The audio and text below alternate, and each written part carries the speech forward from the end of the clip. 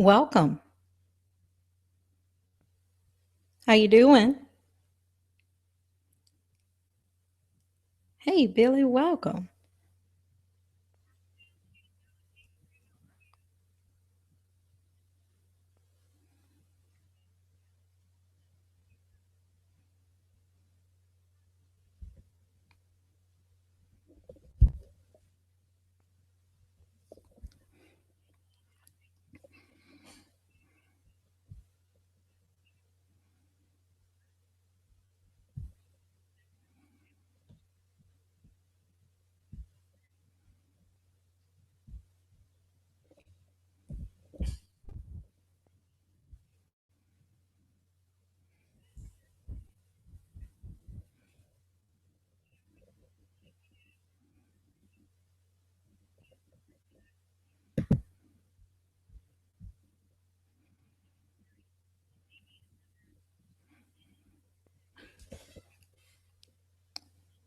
Awesome.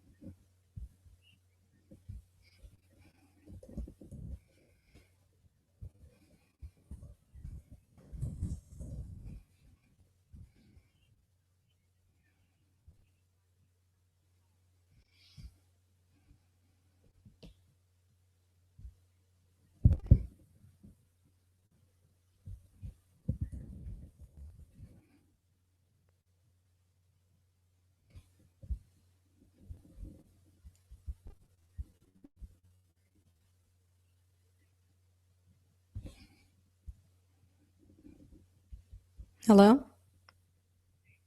Hey, so me being in my email is being recorded? Is that what you're saying? Are you saying that me being in my email is being recorded? Okay, cool. Thank you, ma'am. All right.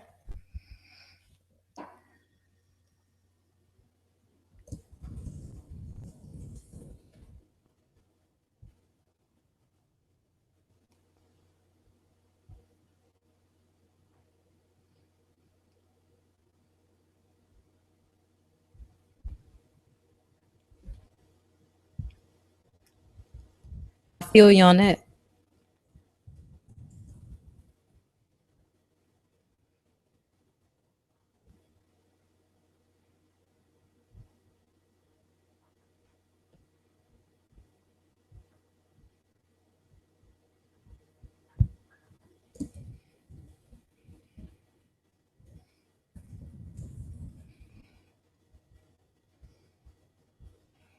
Mm.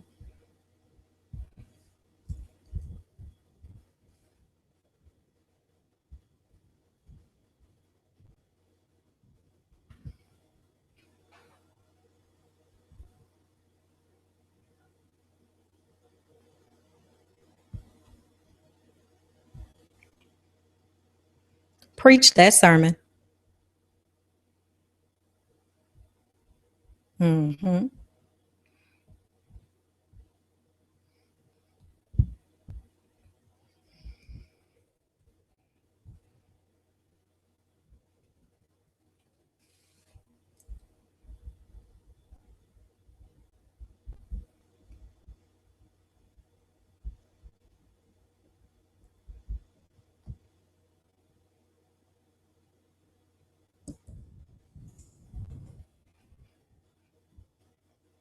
Yeah.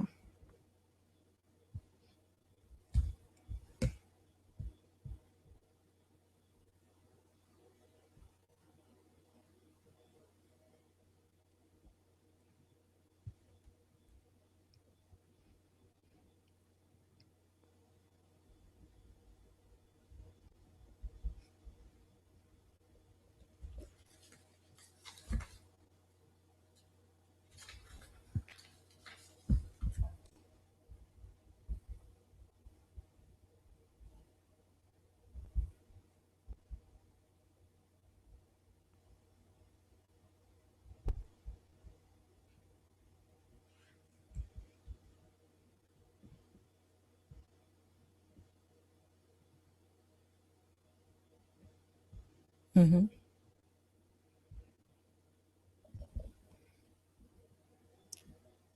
I totally identify with that.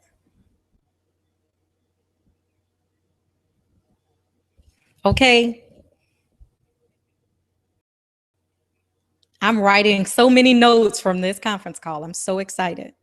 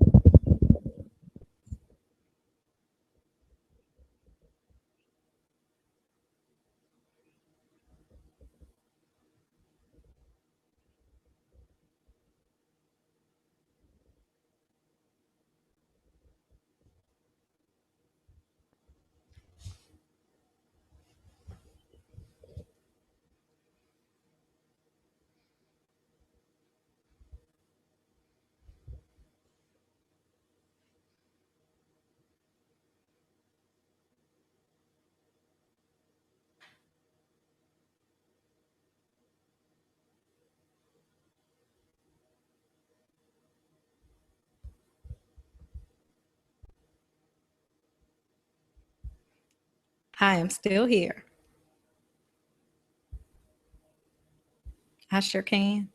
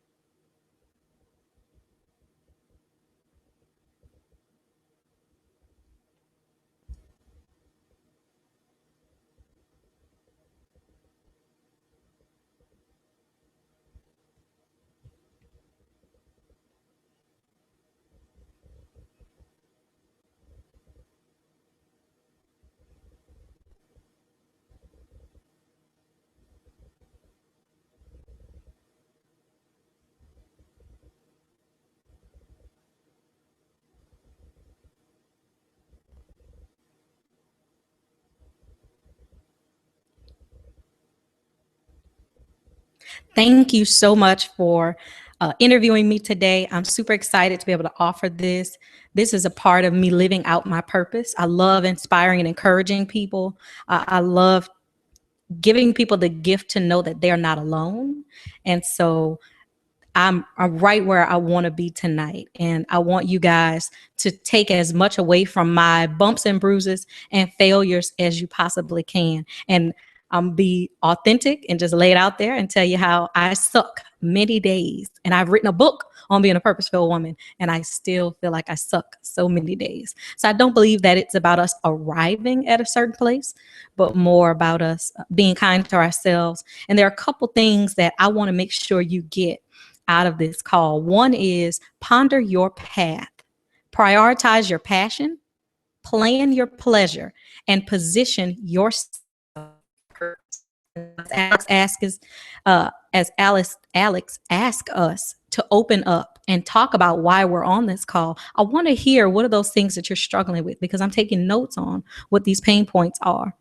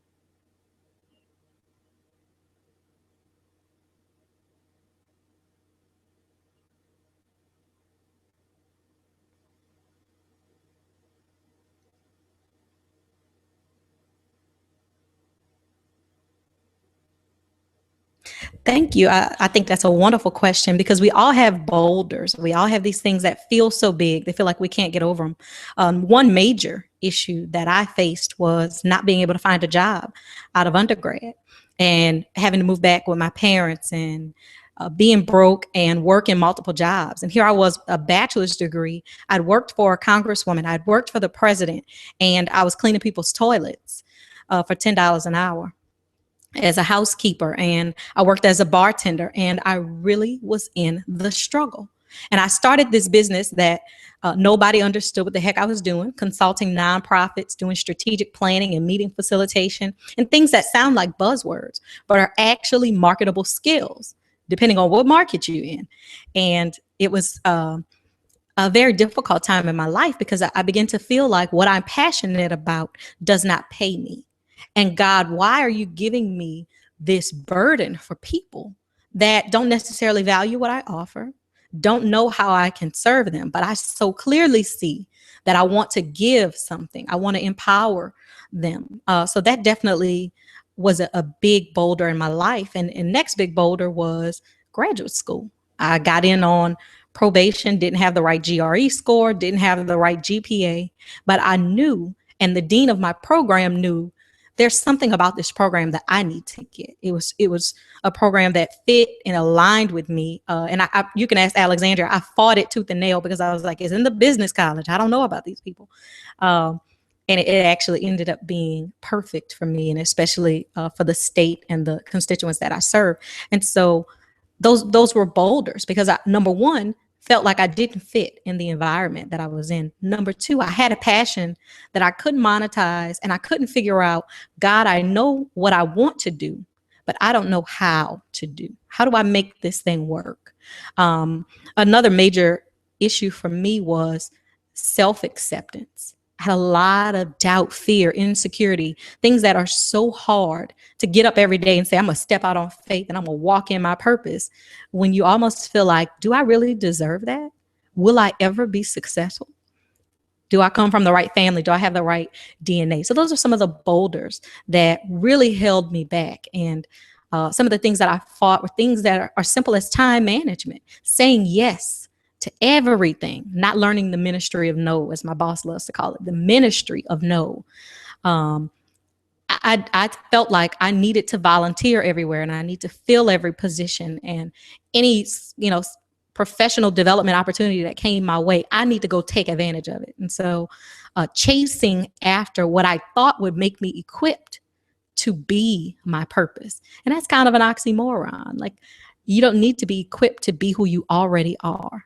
But it took me a long time to struggle with that.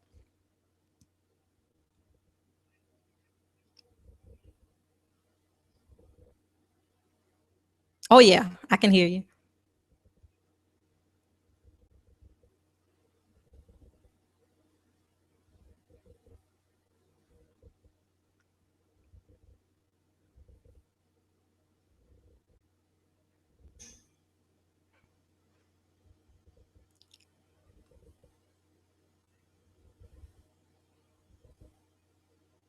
Oh, how many more certifications do you want? How many more trainings do you want?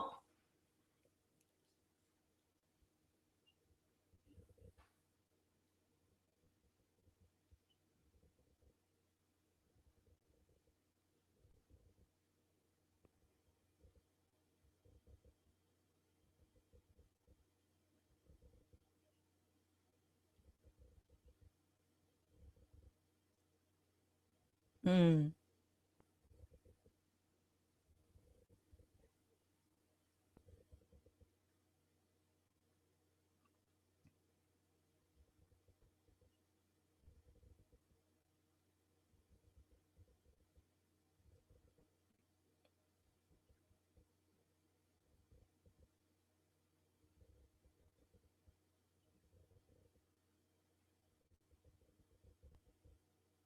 Mm-hmm.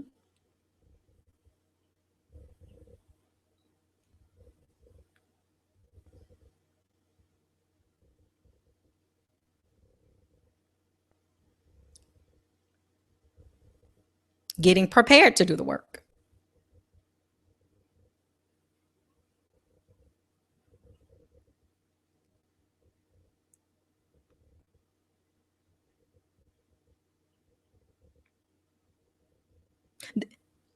There's a new question that I ask myself.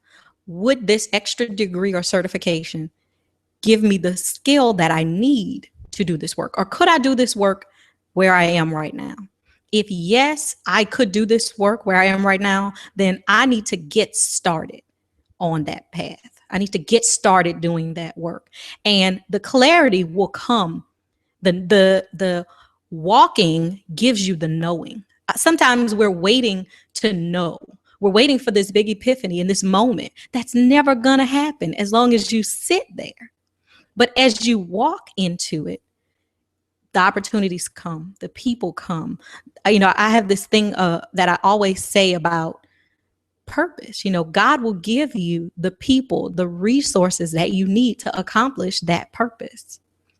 But if you're sitting there analyzing yourself and you're so busy thinking about you, you have to dissect, what is that about? And I know for me, it was because I don't want to be challenged. I don't want anybody to call out and say, Tyra doesn't have a degree in that, or she's not equipped to do that, or how does she know about that? And so in order to buffer myself from being called out, because it's part of my personal level of pride, right? It's like, I want to have a rebuttal for you if you try to call me out on anything. But there's no amount of, you could always learn. There's no stopping point. So can I take action with the information, the skill set that I have right now? And not to say, that's why I say position yourself for purpose, because action will put you on the road, and opportunities are going to come. Mentors are going to come along that road, which are going to recommend you for further programming and personal development and professional development opportunities. So I'm not saying that you don't take those. I'm not saying that you start working with people or trying to work your purpose with no information at all. But I'm saying, if you read all the books and you subscribe to all the podcasts, and you have this information and other people need it, why are you waiting? We need you.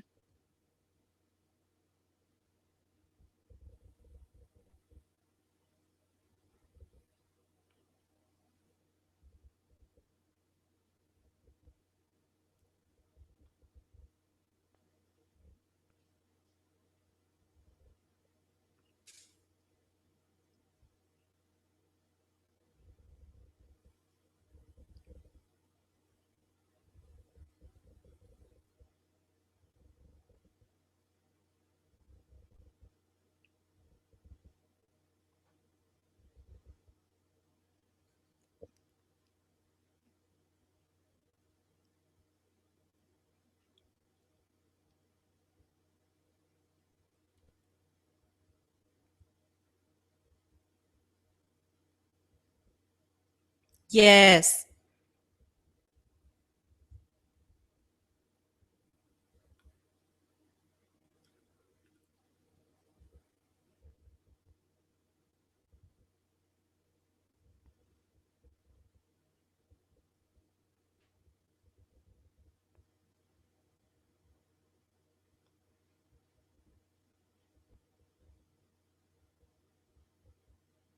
Oh, girl.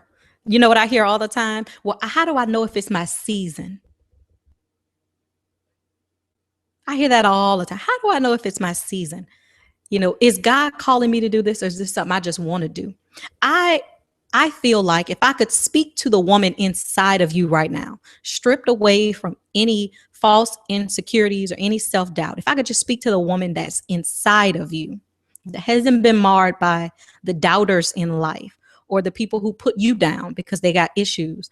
If I could just speak to that woman who's untainted, who's not scared, I would tell you that there is no time like the present. Don't waste any opportunity to be of service. Your purpose is not about you. I write about very early in my book how the things that hold you back from your purpose, those are the things that are about you, right? Because you'll say, well, I don't have time. I don't feel ready. Not quite sure. Da da da da. Right. Well, I don't want anybody to say that I'm not equipped to do this, or I don't have the degrees I need to do this, or I don't really know what I'm doing, so I'm not going to do anything. Not because you don't know what you're doing, but because you don't know if it's going to be right. And by right, I mean in the eyes of others. And in others, I mean in the eyes of those people who could potentially criticize you, which if they have time to criticize you, they're not busy living their purpose. But if I could speak to the woman inside of you, I would tell you that everything about your purpose, when you sit down, just like Billy was talking about, who she wants to serve and who she has a heart for, and she loves being a teacher. That's not about her. Everything she said in that sentence was about what she's giving to other people, the value that she wants to provide to other people. So I feel like when we're coming to our purpose, we're wanting to live out something that empowers, enriches, gives to the life of other people. And that I believe that that's how God would have it, that we would be a community that relied on each other and supplied the need for the other. So nobody went without. There's no lack among us if we all would live our purpose. But when I say, I don't want my feelings to get hurt, I don't want to be shamed out there. This is me all day. You can ask Alexandria. I told her for years, I am not a scholar. I cannot go present at these conferences. I don't want those people to shame me and ask me where I got my master's degree from. I don't want them to ask me, how long it took me to get my bachelor's degree. Who's going to ask? Nobody cares. If my information is on point when I arrive and they walk away with something, I fulfill my purpose.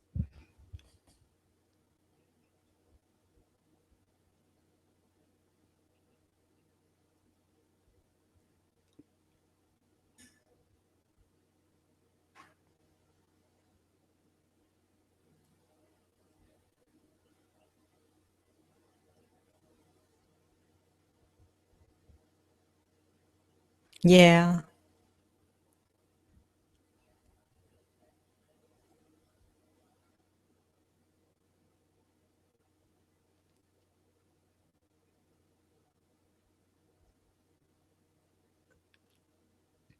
Mm-hmm.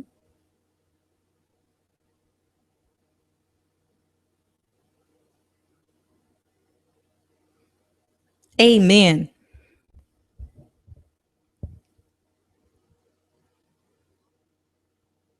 The season.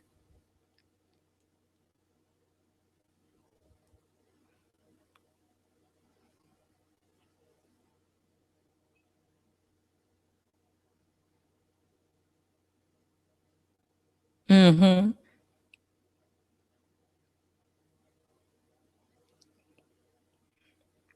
And there's nothing wrong.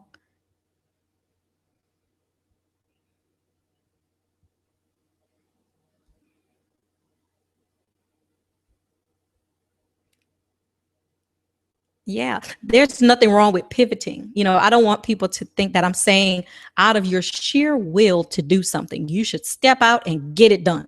Because who realistically can do that?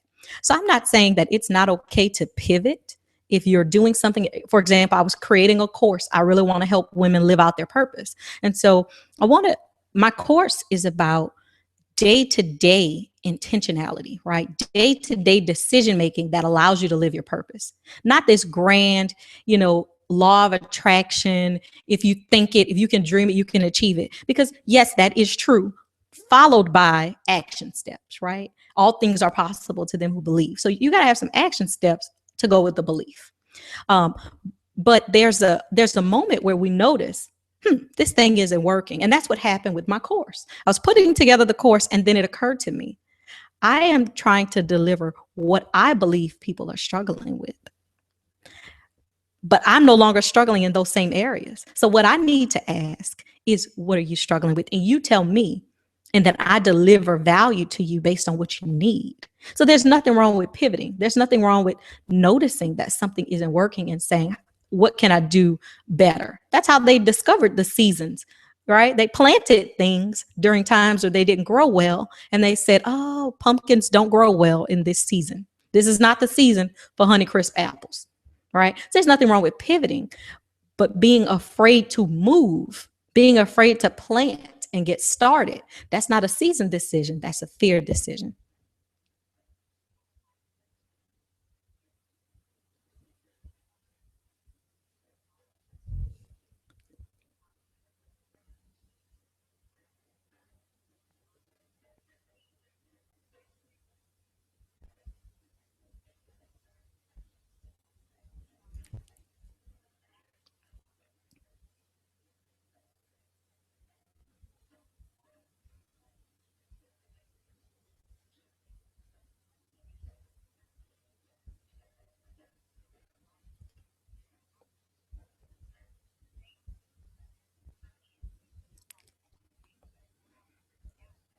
Yeah.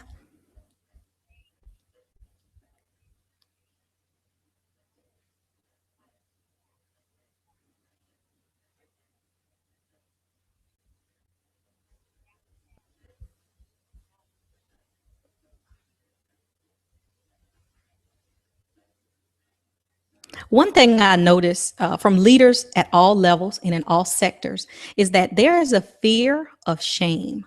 There's a fear of, if I make this step, will I be put to shame? And there's a scripture for you, for the believers that are on this call, that says, when you trust in the Lord, you will not be put to shame, right? So I think there's one step where you have to say, if I'm going to do this big work, this work that's bigger than myself, um, it's going to be bigger than me, integral to society, and God inspired, right? So if I'm going to tap into that vein, then I'm going to trust and rely that I can't do it by myself, right? So God is going to have to do this work through me. So I think that's kind of the step one when it comes to overcoming the shame, because then you're not relying on you anymore. And I think step two is not to take personal what is considered failure. We don't want to fail. We don't want to be known as I tried and it didn't succeed.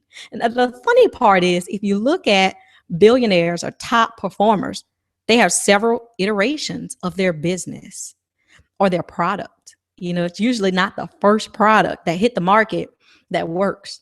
And even if it's their first one that hit the market that worked, they've been doing the research for 10 years or doing the work on it for 10 years. So by the time they bought it to the market, it was proven, right? In those 10 years, they failed over and over and over again. But we don't look at that. Yeah. Ooh, preach that sermon.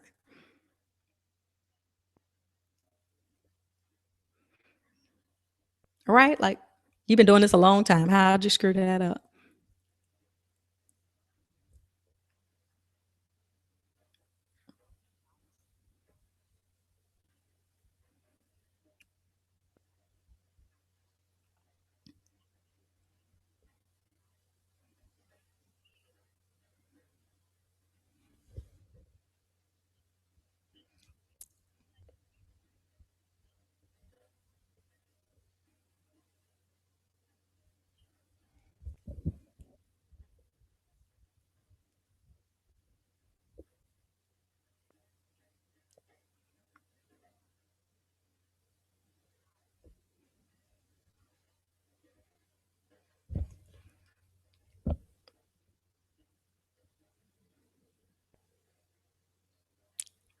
Yeah. That old experience adage.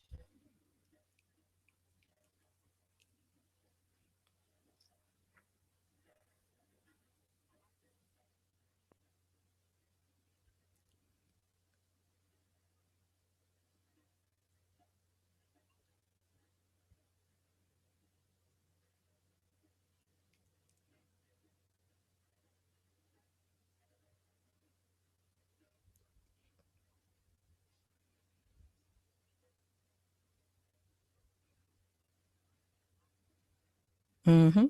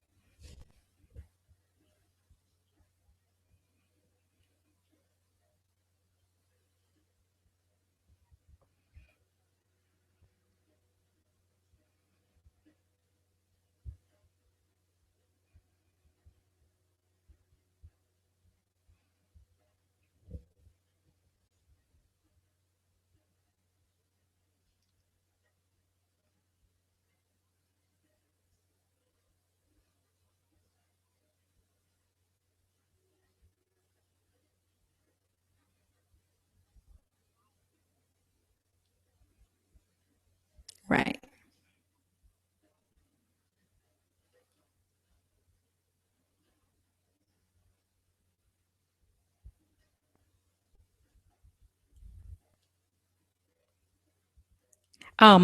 When I first went to DC, I went with a lot of let me sit in a corner and just do what I know how to do, because I knew that there were a couple things that I was good at. Let me sit in this corner and do what I know how to do and learn from everybody else.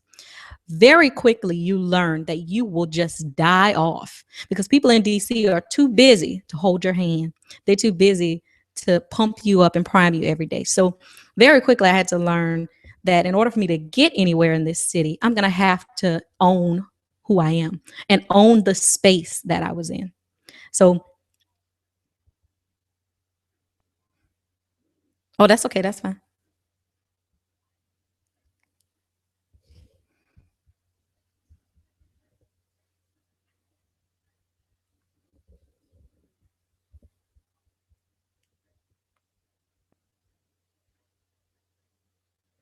definitely. Uh, After going through a devastating and quite painful divorce as a young woman, um, was after Hurricane Katrina, my grandmother had been murdered by an evacuee that she assisted. And so I was in a very painful place in life, and I've been fired from my job for something that wasn't my fault. Um, and it ended up being a blessing. That's why I always say, ponder your path. You need to honor your journey to where you are, because had I stayed there and said, I just suck, my life is just crap, then I would have never seen how one thing leads to another, leads to another, leads to your destiny. Because I was fired from my job, I began to draw unemployment, and I got a cash job washing hair in a salon. And it was awesome. I got to meet so many people. I got to be around believers, and just be in a space where I wasn't a failure. I wasn't pushed to meet any particular demands. And I was able to heal and to work on healing, shall I say, because healing is a year long process, more than a year long. Um, I met a young woman who came into the salon that day. She's one of my mentors till this day, and a dear friend and sister of mine, Lakita Robertson. I met her, and she was just like, I really like you. I want you to do some work with me. Like, you are so much more than this beauty salon. And the fact that she could see something in me was amazing to me, because I had zero confidence, and I had a little bit of dragging myself around every day kind of spirit about me. And so I definitely was not living in any type of purpose, or even pursuing what that purpose might be. I knew that I had a burden for the community. I knew that I loved volunteering and I loved people, but I was very confused about whether or not I was a social worker or a family and consumer scientist. I didn't know who I was, or a sociologist. Couldn't figure out who I was. And it was crazy, because I was so busy trying to find who I was that I wasn't honoring what was already in there. And so she began to drag me along to events and hire me to work as a disaster recovery volunteer. And that's really where my passion for public policy and my public service spirit really was born. And so if I had said no to a lot of those opportunities, because I worried about whether or not my clothes were good enough, and I worried about whether or not I could speak on the level that she was on, because she had traveled the world and had lots of experience by this point, and had senators' cell phone numbers in her phone. And so I was just like, I'm not on your level. Why are you trying to drag me along? I kind of pushed back from that sometimes, and wanted to go back into my shell, because I didn't feel ready, and I didn't feel like I made her proud, and I didn't, all these things, I didn't feel worthy. And so I didn't apply even for the internship that I ended up getting in DC until the last minute. And it wasn't because I hadn't filled out the paperwork. It's because I was too scared to submit it, because I didn't feel like I was enough for that program, even though the program clearly read, Alex could tell you because she was in it, clearly read woman of color with experience in the community. So it didn't say I had to have a degree from Pepperdine. It didn't say I had to be a Harvard grad, even though they definitely had a preference for those people.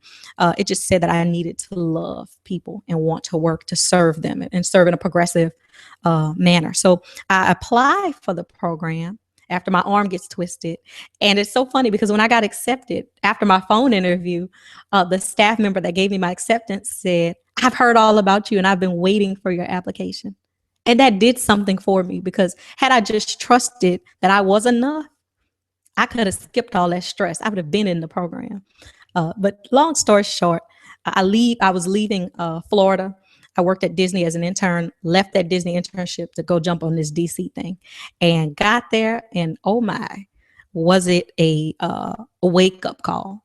You could live next door to somebody and not even know them. You had to create community. You had to put yourself out there if you were going to survive. I mean, people on the train platform would just brush right past you, and they didn't care if you fell over onto the tracks.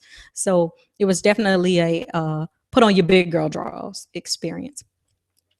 Well, during that experience, I had the opportunity to work for bosses that were nurturing. And some people were there and they helped me and they coached me through some things. But I also had a lot of naysayers and a lot of people who were like, I don't really know about this girl who don't have a degree, who talks with a twang and a voice, who's exceptionally friendly.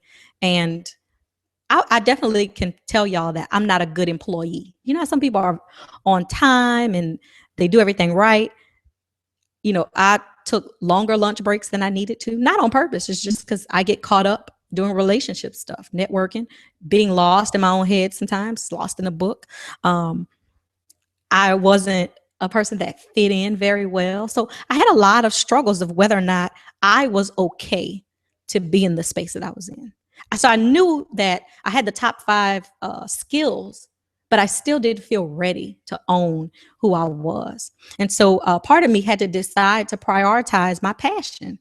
I had to make conscious decisions to sign up for programs and apply for things outside of my work experience so that I could get the certificates and the skills and the network.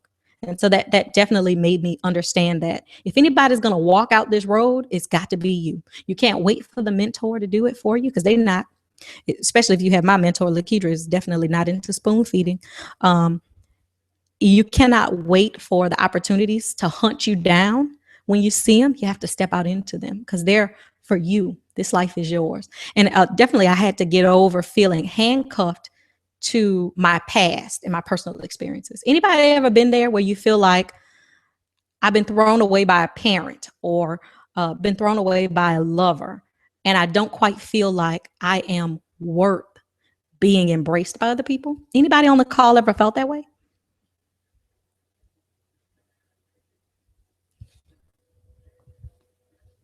Yeah, I want to hear from y'all. I want to hear from you guys.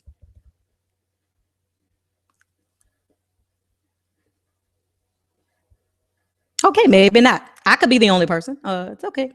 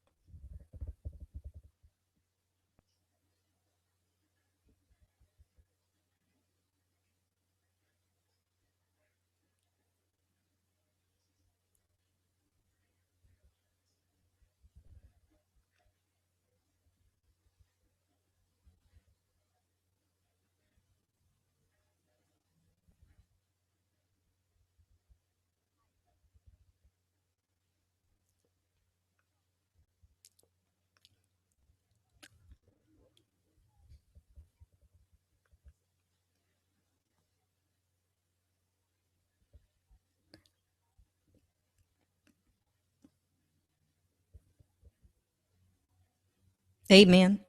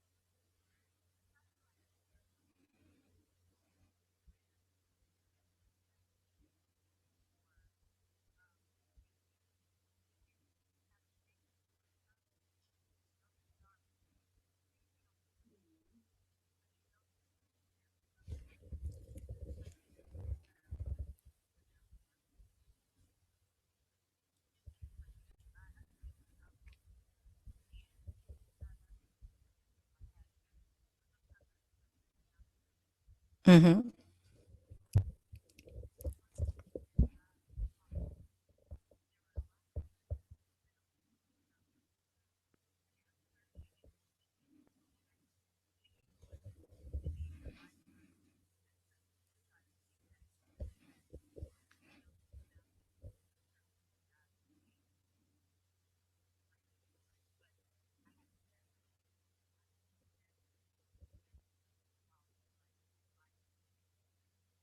He is so good. Okay, I'm about to just pop right out of my skin because uh, one thing that I've learned, and Alex can tell you, because sometimes I take on projects when I am dead broke, right? Like my budget is not even friendly for this project. Like, can I take your car to this project so that, you know what I mean? So that I can conserve gas. I mean, just whatever I've had to do to make some projects work. But one thing I've learned is I have to do that. I have to use my gifts.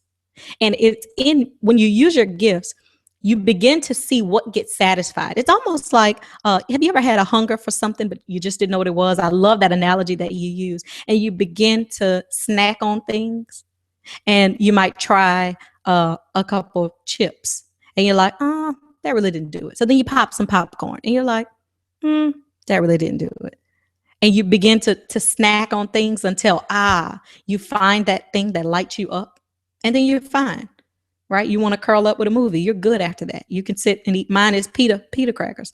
I can sit there and eat a box of pita crackers if I don't watch myself. So it's the same way when you start using your gifts and getting busy doing the work and not getting busy revving up for the work. It's kind of like a car that is in park, but you're pressing the gas. So when you're getting all this extra stuff and you're busying yourself, serving on this and doing that, sometimes you're just giving yourself gas, but you're still in park.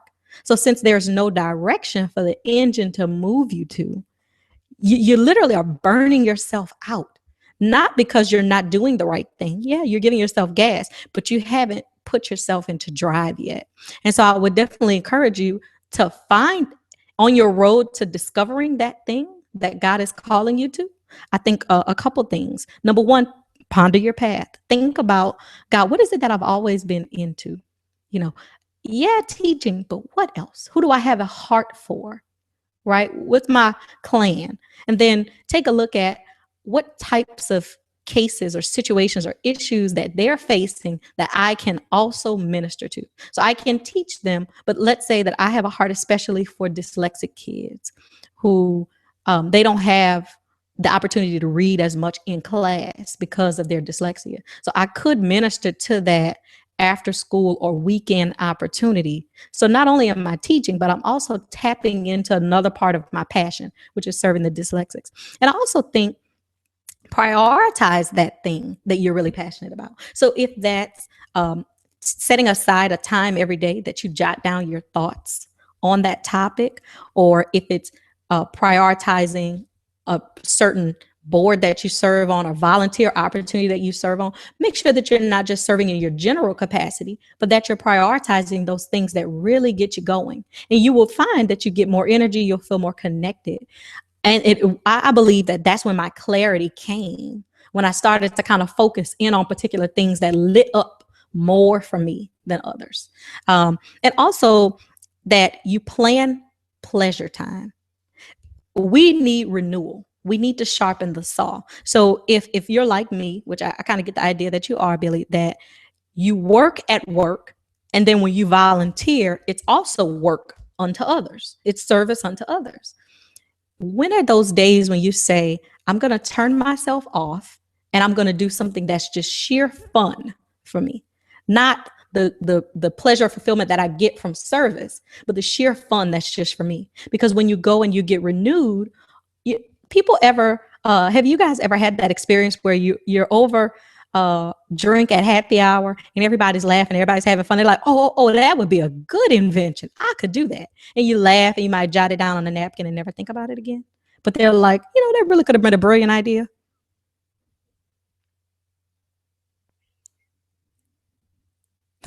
I'm telling you, if you take action on that thing, you will begin to see, number one, yourself light up. Number two, you will begin to connect with people who light up about that project. And it's so funny how it will begin to work itself out. Sometimes we don't step out on those things because we can't see them. And I think that that's our humanness. Our humanness says, if I can't achieve it, if I can't see my path, if I can't see my way, then I'm not going to step out and do it. I had this problem when I was trying to buy my house. Just use a practical example. I kept reneging and backing up on it because I was like, but I can't see how I'm going to do it. And then my income got cut at work. at my regular day job. And I was like, I can't see how I'm gonna do this. And then one of my contracts that I really loved having got discontinued. And I mean, in part, my heart was saying I wanted to discontinue the contract, but financially, I was happy to have the money. And I was like, oh God, I can't do it. And then my son's dad moved out of state. He lost his job and moved out of state. And I was like, oh, I can't do it. And it's because in my humanness, I could not totally rely on Tyra that I didn't want to step out. And sometimes we do that with these $1 billion ideas and these passion projects that God's giving us, but we say, I can't do that. I don't have the resources. I don't have what it takes to do that. And we don't step out on them. Go pick that thing up. Sure. No, go pick that thing up and watch as you begin to work on it. You'll run across the blog that you need. You'll run across the graduate student who's been looking to do this thing for free because they want to present it in their portfolio. The resources will begin to come together for you, but you got to start walking the road into that thing. And that thing that seems bigger than you is often where your blessing is.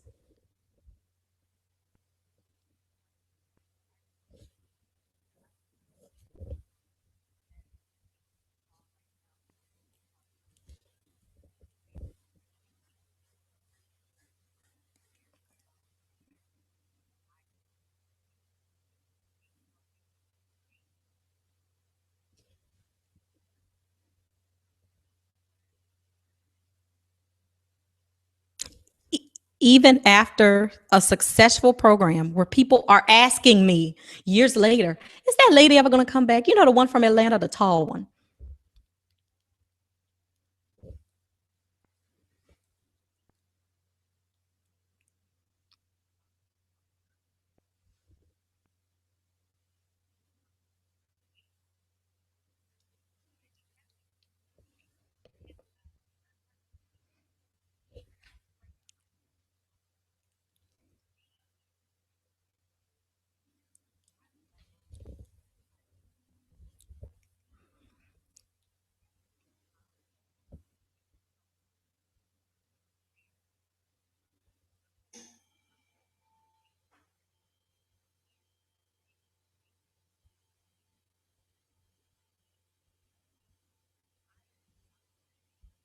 Yeah, I've smiled the entire call. Yeah.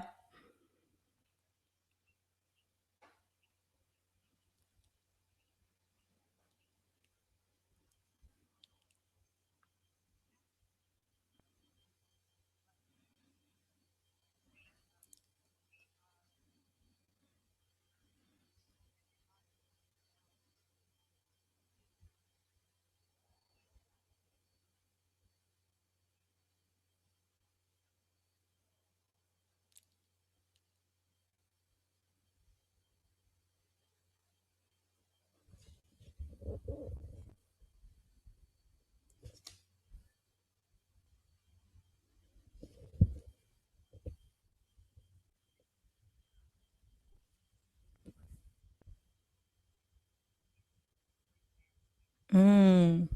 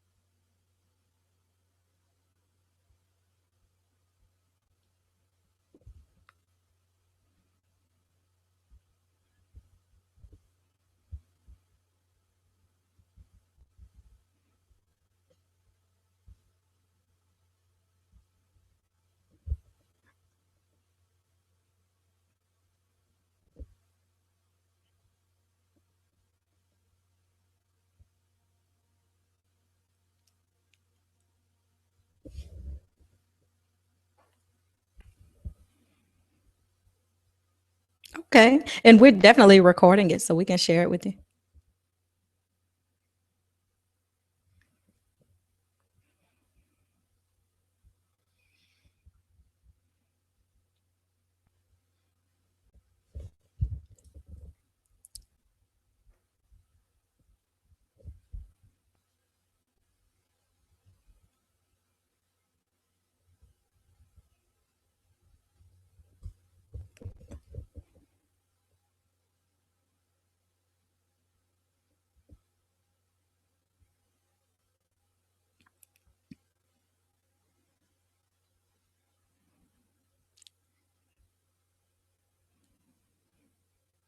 Amen. Woo, woo.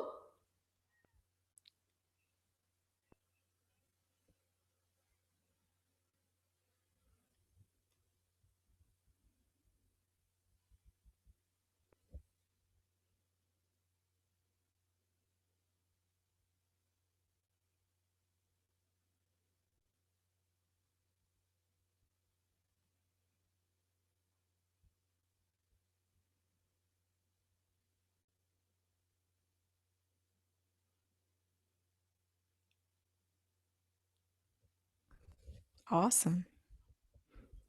Awesome. Can I just tell y'all?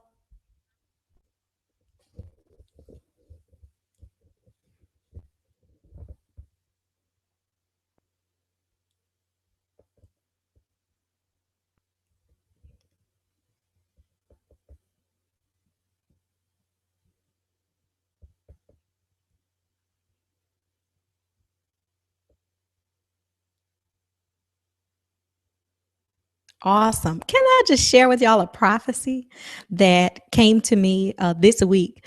A prophet told me, you are going to, because I was very much like, I have all these social sector and nonprofit skills that I love exercising, but they're not primarily where my income is coming from. So I don't understand, God, what is that about?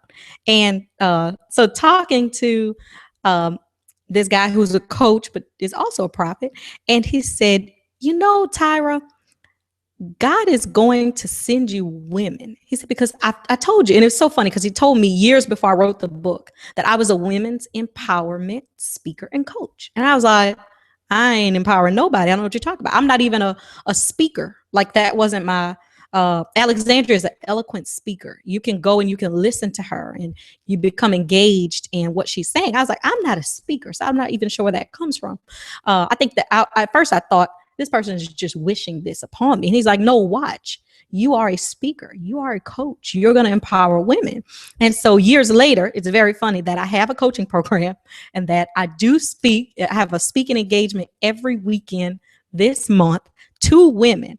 And just this week, we ran into each other and he said, I was telling him about some of my transitions with Banks Consulting. And he said, God is going to send you women who have nonprofits who need to be empowered and inspired. He said, all of that nonprofit experience is not for naught. It's going to be to deliver to women who have nonprofits. So I'm just sitting here like, oh my God. Let's talk. That's amazing. Number one, because it's youth led. It's not a space that you're forcing them into. So this is so God inspired. I love the mission that you have. Super excited that you know that you're in the right place. And I would definitely say you want to examine the things that keep you in the corporate handcuffs so that you know how to unlock those handcuffs when you're ready to transition out. Because yeah, I agree that there's sometimes that we're in a job, we're meant to be there, so it's not that we need to run away from it. But when the day comes to unlock and step out on faith, that we don't rationalize that day and say, "But God, I need my job." But God, that we are able to be obedient, just like you are being obedient on the day when we have to step out completely on our own. So I'm super excited about that. I can totally see a dance program where the young girls come and get mentoring. And I believe you're in the right place. I get such a great feeling about this.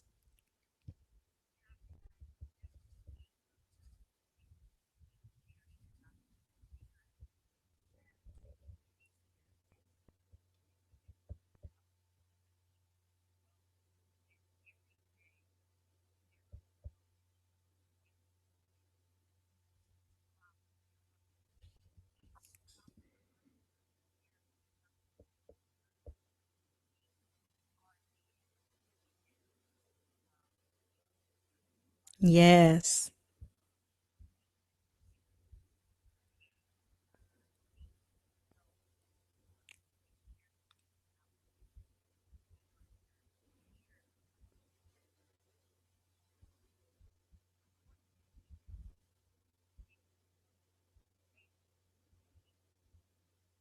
Right.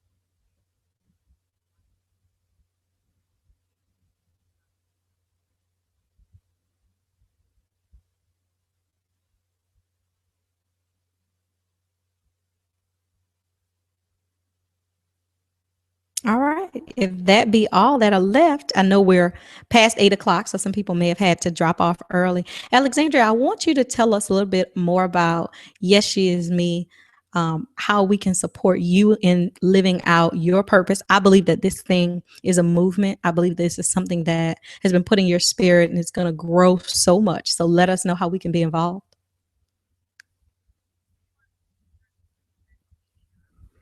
I know, right?